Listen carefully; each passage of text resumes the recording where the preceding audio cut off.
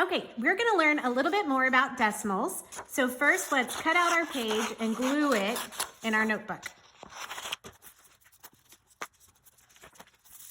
Okay, this one is comparing decimals, but what if you don't have a model?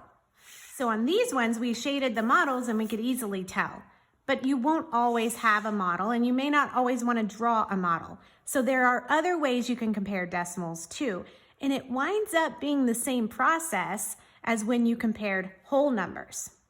So let's go through 3 steps to help you compare decimals without a model.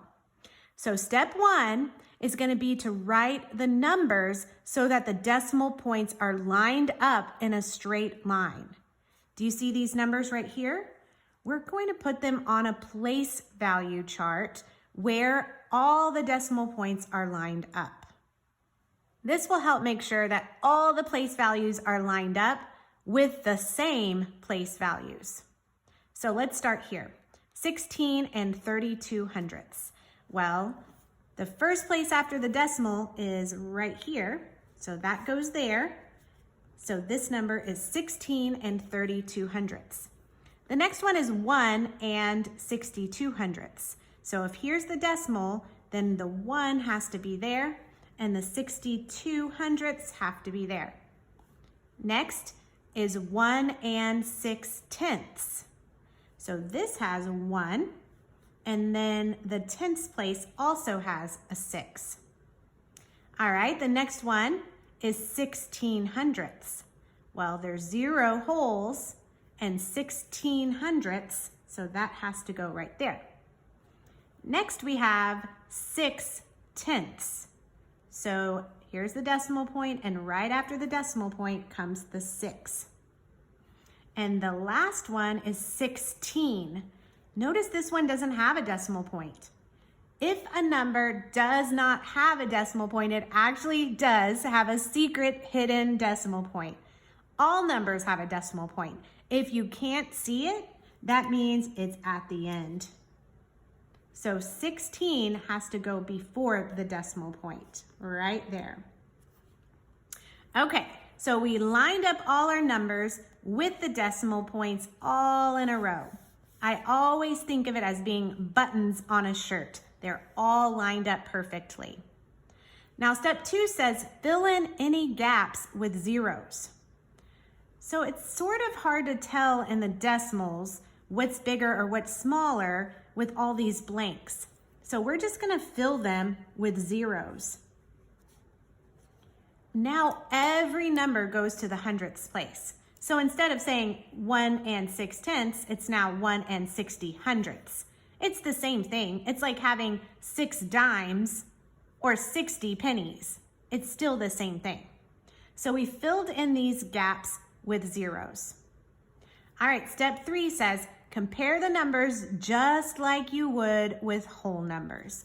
So last time when we were learning about whole numbers a while back, let's see if I can find it. Oh, here it is. Comparing whole numbers and ordering.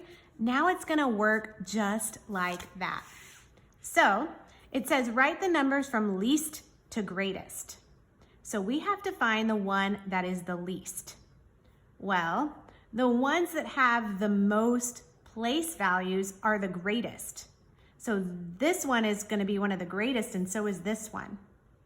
This one's going to be kind of in the middle. These two, they don't have any numbers over here, so these two are going to be the smallest.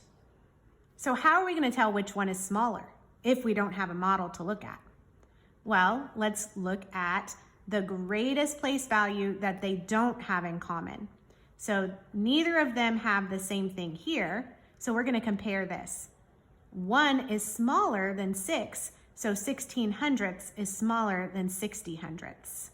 So our smallest number is going to be 16 hundredths. So we've used that one. I'll check it off. And then the next smallest would have to be here.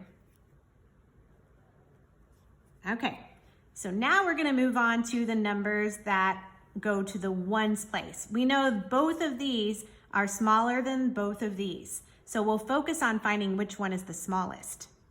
Well, starting at the greatest place value, let's ask ourselves, are these digits the same?